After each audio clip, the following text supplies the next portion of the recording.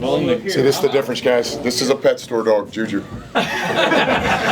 He's from the Bronx, but don't get it twisted, man. See, I'm a junior college guy. I'll sit my ass right over there.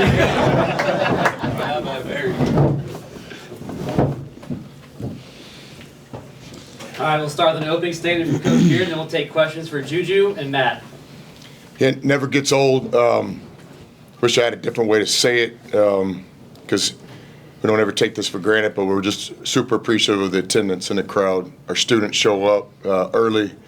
They bring the juice. There were some times during the game, especially in the first half, where it was electric. So to make your opponent, use a couple first half timeouts, that's not all just the basketball. It's a direct relation with our home court is doing. So a thank you to our students, and a thank you to the season ticket holders and all the people that came to the game today. Thank you. Wish I had a different way to say it. It was stronger, but we really, really appreciate it. Second year here, we're building the program, and I think we're going in the right direction in that way. I don't ever really feel good about games before the game, but I felt good tonight when Sam showed up. This is my guy, toughest guy I know, period. And I know a lot of tough people. No disrespect to other people that I've said that before. But in the last 2 years, I've been blessed to have a friendship with Sam. He's my guy. When Sam shows up, Ole Miss wins.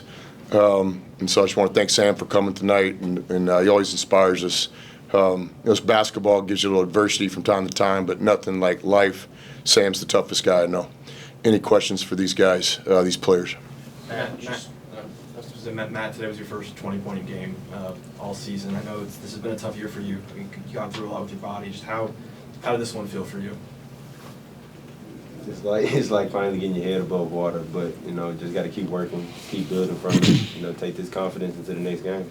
How are you feeling physically right now?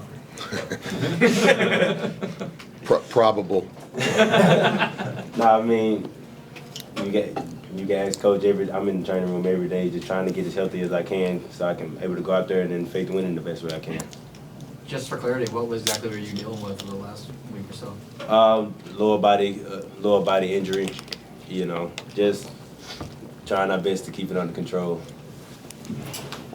Juju, in the second half, offense was a little bit more of a struggle than it was the first half, and they kind of leaned on you to get some things going, especially there late. How did it kind of work out for you in the second half, and kind of being assertive out there for you in the second half, things going? Well, first I want to acknowledge my man Matt. He's been going through a lot these past couple weeks. Which is like just trying to just get his body right. But in reality, man, it was Matt tonight, man. I was fond of him. He was hitting big time shots, and that's what he was going with.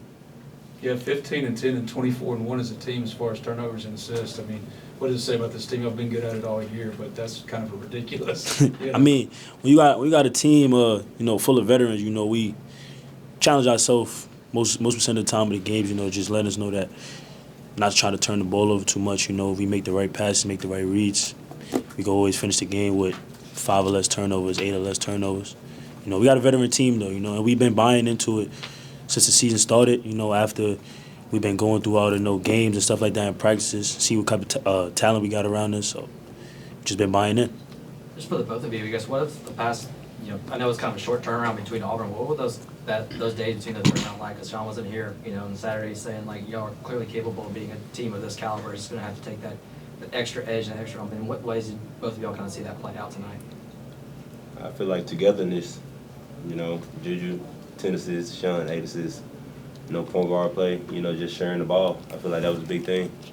Came in the game, we had one mind, stay together no matter what happened, play with joy, and just, like I said, no matter what happened, make sure we stand together. And that's all we got at the end of the day, each other. Matt, the 24 assists, 1 turnover as a team, I guess, how cool was that to be a part of? And how many games have you even played like that where the assist to turnover ratio is that high? Any level? I think this may be my first game. I really think this may be my first game. But no, just credit to all of us, just going out there, take care of the ball, moving it, and, players being players and making shots. Juju, your coach has talked about how more passes tends to lead to more points being scored. That was obviously shown tonight. What did you see kind of in Kentucky's defense that opened the windows for a lot of those kickouts for open looks for Matt and others? I mean, credit to Kentucky. That's a great team. But I would just say, our mindset was just getting back to, just making a couple passes, driving the basketball, you know, and just finding our teammates. Take one more question for players. All right, thanks, y'all. Appreciate y'all. See you, Matthew. See you, Jude.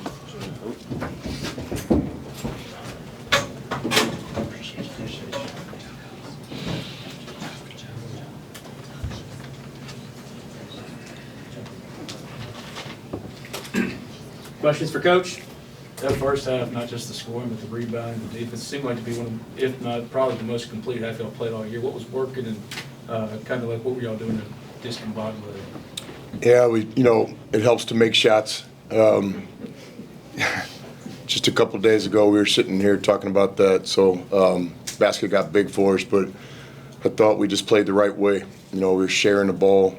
Most of our baskets were assisted. From a coach, that's something you're really always looking at. I thought our defense was our best 20 minutes of defense in the first half. Second half, I'm working on this deal where you smell the roses along the way and try to stay positive. But first half defense was really, really good. Second half, just a lot we can get better at. Could you talk about the last 4 minutes? 15-3 in the last 4 minutes of the first half. Yeah, I think that was one of the things I was most impressed with. I've always thought different. At halftime, I thought, let's go win the game 108-62. And I guess human nature doesn't work that way, but I've always been a little bit different. And one thing I was really proud of in the first half is we separated a little bit, and then the lull that you're hoping doesn't come, which we experienced in the second half, not taking anything away from Kentucky, but that was not our best defensive effort in the second half. The first half, we didn't have that let up, and it was good. It's like I didn't want to go to halftime. I wanted to keep playing. So I told the players after the game that I don't know if I've ever enjoyed watching a team play more than I did tonight, watching us play in the first half especially. Chris, I'm not sure how much you saw of Kentucky with Lamont Butler, but if you did, how different are they without him, and how did you think you guys could really attack them offensively with him not in the lineup? Yeah, I don't know their team, so I'm not an expert for that, but obviously he is one of the best point guards in the country. And for him not to play, their team has to adjust, just like we had to adjust with Matt Morrell out some games, Mikal Brown having some real adversity, Dre Davis. Yeah, he's one of the best point guards in college basketball. He brings another dynamic to their team. There's no denying that. And we wish him the best in terms of getting back quickly. He's one of the best players in the SEC. Chris, you spoke. Go ahead. Chris, speaking of Matt, you kind of touched on it briefly, but, of all the stuff that you've been through this year, kind of with that injury this year, and then coming out to 17 against Auburn last weekend, and obviously doing what he did tonight, I mean, some part of the way that he kind of handled himself for the last couple of months, I know that things weren't going their way kind of early, but ultimately culminating in tonight. Yeah, I've said it before, and just a lot of respect for him and admiration of what he does on a daily basis, what he does with his 24 hours each day. Then I recognize John Raybon, our trainer, our team doctors, but give Matt the credit. There's a lot of early mornings and late nights. He's really staying engaged, too, with limited practice time. He understands the scout reports. Just a lot of respect for him. I've seen it before, but Matt is doing what you have to do, at this level when you're banged up to give yourself a chance to try to help your team each night. I think you told us early in the season that you've always chased a game where your team doesn't turn the ball over at all. You weren't quite there today, but 24-1, how special is that, and maybe how unique is that in your coaching? Yeah, Padula, he ruined that memory, right? And, I was actually kind of thinking about that as the first half went on, because I've always envisioned that night being pretty special. We've done it one other time.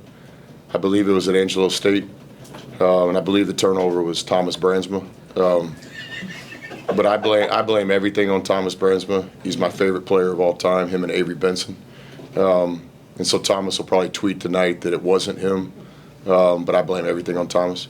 Tonight, Padula, just one loose ball handling play away from doing something that I've always chased my career. It's not about me, but I just always thought it'd be cool to coach a team that had 0 turnovers in a game.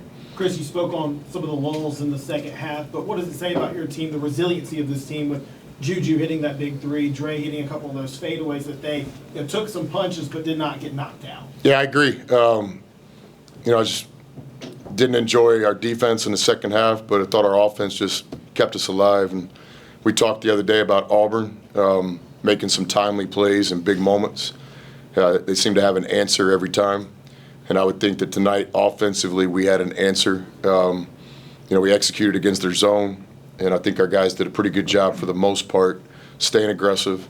You feel the weight on your shoulders. We all understand, defensively, things aren't going our way, but I thought our offense did a good job. And I think we scored 44 points in the second half, and we could have got to over 50, but the late game, we're watching the shot clock and making some free throws. Take one more question. What's it been like to see Juju develop as a distributor this year?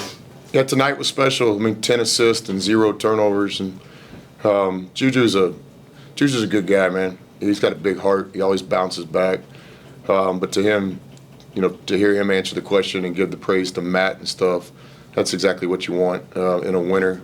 But I would say that Juju played the game the right way too. Did a good job keeping his dribble tonight, staying out of trouble areas underneath the basket. We call that the Nash or Stockton dribble, and he just played well. Point guard mentality is our terminology. It's what we say, and it's just understanding the game. And Sean and Ju are scorers at heart. They can score the basketball, and to this point in the season, it's very appreciative of them trying to play the game in a way that what we need tonight to win, because we're going to need both those guys to have 25, 30-point nights. Juju's got it in him.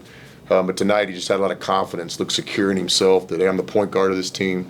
I've got some hot teammates around me. Let me do my job. So I was really impressed with Juju tonight.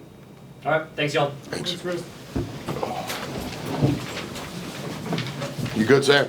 Yeah, you gotta go home, but Yeah, but you can't stay here.